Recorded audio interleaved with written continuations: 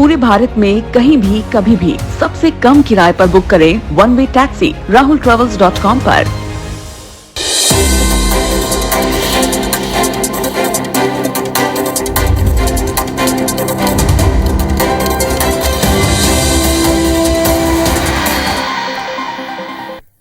नमस्कार। मध्य प्रदेश के सबसे विश्वसनीय न्यूज चैनल पर अगले 24 मिनट में हम आपको दिखाएंगे कि मध्य प्रदेश में आज क्या हुआ। पूरी खबर 1 मिनट में, साथ ही सुपरफास्ट अंदाज में दनादन 50 खबरें। तो चलिए शुरू करते हैं number 1 news bulletin, Madhya Pradesh में आज क्या हुआ।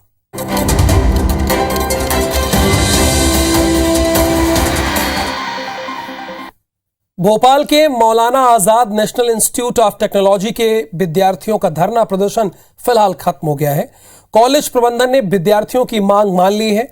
कॉलेज प्रबंधन ने 75% से कम अटेंडेंस वाले छात्रों को परीक्षा से वंचित करने का आदेश जारी किया था, लेकिन उसे बदलना पड़ा।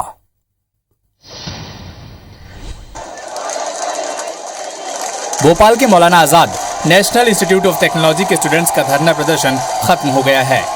कॉलेज प्रबंधन ने प्रदर्शन कर रहे छात्र छात्राओं की मांगें मान ली है। दरअसल कॉलेज प्रबंधन ने 75% से कम उपस्थिति वाले छात्रों को परीक्षा से वंचित करने का आदेश जारी किया था, जिसे लेकर 2 दिन से MA-NIT के छात्र कॉलेज के बाहर प्रदर्शन कर रहे थे। हजारों की संख्या में छात्र छात्राएं मैनेट के मेन गेट पर जुट गए थे और गेट पर तालाबंदी भी कर दी थी। छात्रों का तर्क था कि कॉलेज की अलग अलग एक्टिविटी के कारण कई छात्र छात्राओं की उपस्थिति 75% से कम है और आगे भी होगी। ऐसे में 1000 से ज्यादा छात्र परीक्षा में बैठने से वंचित रह जाएंगे। फैसला वापस नहीं लेने पर छात्रों ने उग्र आंदोलन की चेतावनी भी दी थी, जिसके बाद आज कॉलेज प्रबंधन ने अपना फैसला वापस लेते हुए स्टूडेंट्स को मिनी टेस्ट देने की इजाजत दे दी है। चित्रकूट के सिद्धा पहाड़ में खनन की अनुमति देने का मामला अब तूल पकड़ता जा रहा है। कमलनाथ ने इस मामले को अब राम वन गमन पथ से जोड़कर पूरे विषय को हिंदुत्व से जोड़ दिया है। कमलनाथ ने तो यहां तक कह दिया कि राम के नाम पर बीजेपी सिर्फ राजनीति कर रही है। कांग्रेस ने चेतावनी दी है कि अगर फैसला वापस नहीं लिया जाता है तो आने वाले दिनों में कांग्रेस एक बड़ा जन आंदोलन करेगी। सतना के चित्रकूट इलाके के सिद्धा पहाड़ में खनन की अनुमति देने का मामला गर्माता जा रहा है। पूर्व सीएम कमलनाथ ने आरोप लगाया कि बीजेपी सरकार राम वन गमन पथ में पड़ने वाले सिद्धा पहाड़ में खनन की अनुमति दे दी है, जिसमें लाखों तपस्वियों की अस्थियां दबी हुई है। चित्रकूट से कांग्रेस विधायक नीलांशु चतुर्वेदी ने भी बीजेपी सरकार को चेतावनी दी है कि अगर बीजेपी सरकार ने 3 दिन में फैसला वापस नहीं लिया तो चित्रकूट में बड़ा जन आंदोलन होगा। चित्रकूट परिधि का जितना भी 84 कोस है वो सभी खनन मुक्त करे। सरकार ने जल्दी कोई निर्णय नहीं लिया तो जन आंदोलन होगा। सिद्धा पहाड़ जैसी जगह पे अवैध खनन परमिशन दी जा रही है, वो बिल्कुल गलत है। कांग्रेस का विरोध करती है। इधर गृह मंत्री नरोत्तम मिश्रा ने कांग्रेस के आरोपों पर कहा कि सीएम को पूरे मामले की जानकारी है, जल्द ही जनहित में निर्णय होगा। मुख्यमंत्री जी के संज्ञान में विषय है, उन्होंने वो बातचीत भी कर रहे हैं और किसी की भी आस्था पर कोई कुठाराघात नहीं होगा। पूरे मुद्दे को राम वन गमन पथ से जोड़कर कांग्रेस हिंदू वोटर्स को साधने में जुट गई है। मध्य प्रदेश के 46 नगरीय निकाय में चुनाव का ऐलान अगले सप्ताह तक हो सकता है।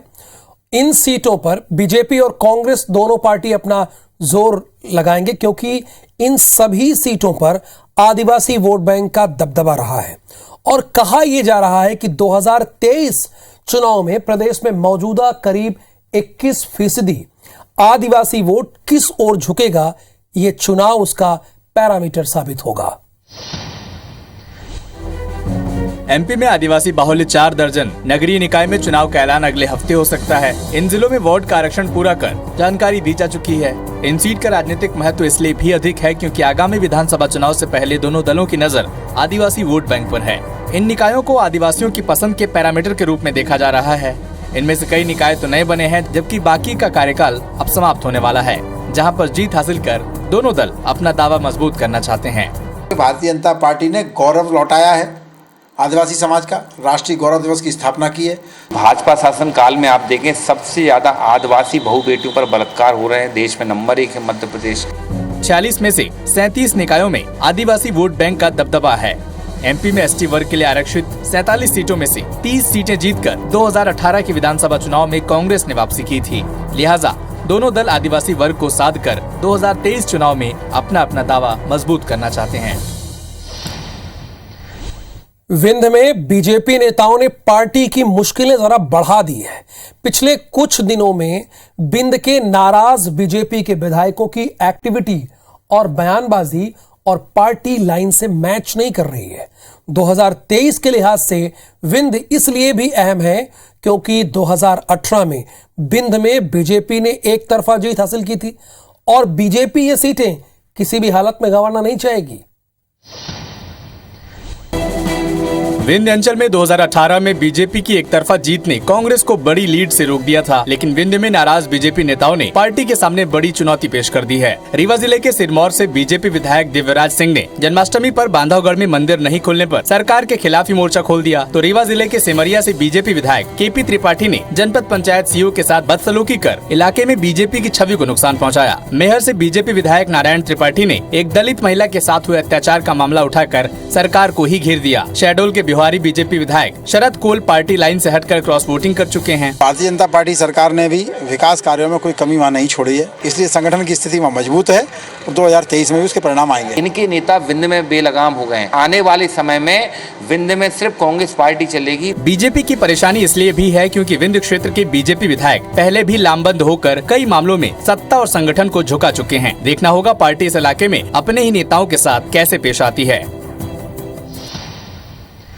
तो एमपी में गणेश चतुर्थी पर सियासत तेज हो गई है। बीजेपी का कहना है कि कांग्रेस पार्टी के मुख्यालय में बप्पा को भिराए जाने के दौरान पार्टी का कोई बड़ा नेता वहां मौजूद नहीं था, जिसके बाद कांग्रेस ने पलटवार करते हुए कहा कि भगवान गणेश बीजेपी के नेताओं को सद्बुद्धि दे। एमपी में गणेश चतुर्थी को लेकर सियासत भी शुरू हो गई है। दरअसल बीजेपी और कांग्रेस दोनों ही पार्टी मुख्यालय में गणेश जी की स्थापना हुई है। बीजेपी कार्यालय में गणेश स्थापना के दौरान खुद सीएम शिवराज सिंह चौहान, प्रदेश अध्यक्ष वीडी शर्मा समेत तमाम पदाधिकारी मौजूद रहे। लेकिन कांग्रेस के पार्टी मुख्यालय में गणेश स्थापना के दौरान कांग्रेस विधायक पीसी शर्मा के सिवाय कोई बड़ा नेता मौजूद नहीं रहा। गृह मंत्री नरोत्तम मिश्रा ने कहा कि कांग्रेस खुद को धर्मनिरपेक्ष पार्टी बताती है, लेकिन गणेश स्थापना के दौरान न तो कोई कांग्रेस का बड़ा नेता वहां पहुंचा और न ही कोई अल्पसंख्यक नेता इस दौरान मौजूद रहा। कमलनाथ सहित एक भी कांग्रेस का वरिष्ठ नेता वहां पर मौजूद नहीं था। धर्मनिरपेक्ष पार्टी बताने वाले जो कांग्रेस के लोग हैं, वहां एक भी मुस्लिम नेता भी नहीं था। इधर कांग्रेस नेता पीसी शर्मा ने भगवान गणेश से बीजेपी सरकार की सद्बुद्धि की प्रार्थना की है। सच पे आधारित है, लेकिन इतना है कि सरकार को इनके लोगों को सद्बुद्धि भी दे। भगवान गणेश का भक्त साबित कर सभी पार्टी सॉफ्ट हिंदुत्व की राजनीति करने में जुट गए हैं। मुरैना के बटेश्वर में पत्थरों के खनन के लिए हो रहे ब्लास्ट आसपास मौजूद शिव मंदिरों के लिए खतरा बनते जा रहे हैं। पहले भी वहां मौजूद शिव मंदिरों को बचाने के लिए प्रयास किए जा चुके हैं, लेकिन अब फिर से वहां पत्थर माफिया सर उठा रहे हैं।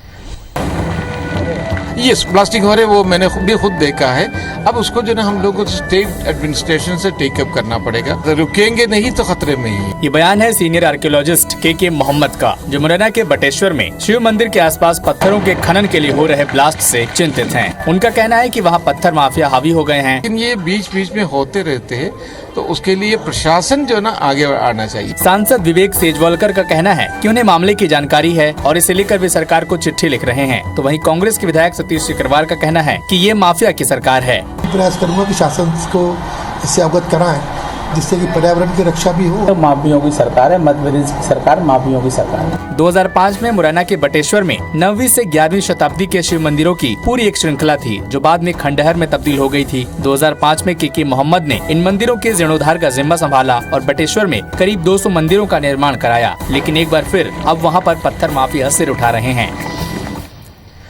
सागर में एक हफ्ते में 3 चौकीदारों की हत्या ने सबको चौंका दिया। हत्या के पैटर्न ने सबकी नींद उड़ा दी है, क्योंकि हत्यारा वारदात को अंजाम देने के बाद किसी तरह की लूटपाट नहीं करता है और हत्यारा का निशाना अब तक केवल सो रहे लोग ही हैं।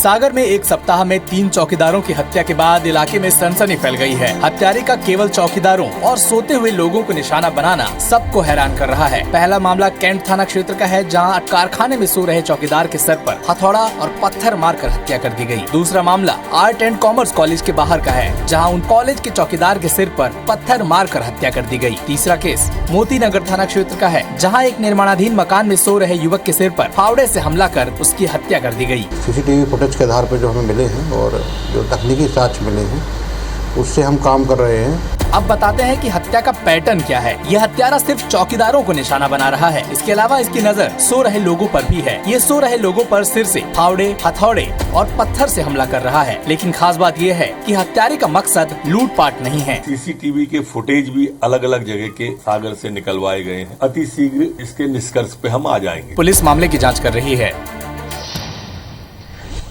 मुरैना में पुश्तैनी जमीन को लेकर विवाद इतना बढ़ गया कि एक 65 साल के बुजुर्ग की उसी के परिवार वालों ने लाठी डंडों से पिटाई कर दी। बुजुर्ग की हड्डी तक टूट गई। क्या था पूरा मामला, आपको दिखाते हैं इस रिपोर्ट में।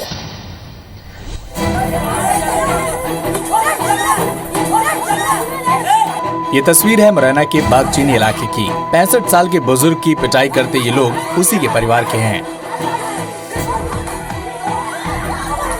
और उस बुजुर्ग की गलती बस इतनी थी कि वो पुश्तैनी जमीन पर रास्ते की मांग कर रहा था। बस फिर क्या था, विवाद इतना बढ़ा कि लाठी डंडों से दौड़ा कर बुजुर्ग की बेरहमी से पिटाई कर दी गई, जिसका वीडियो पड़ोसी ने अपने मोबाइल में कैद कर लिया। बुजुर्ग को गंभीर हालत में जिला अस्पताल में भर्ती कराया गया।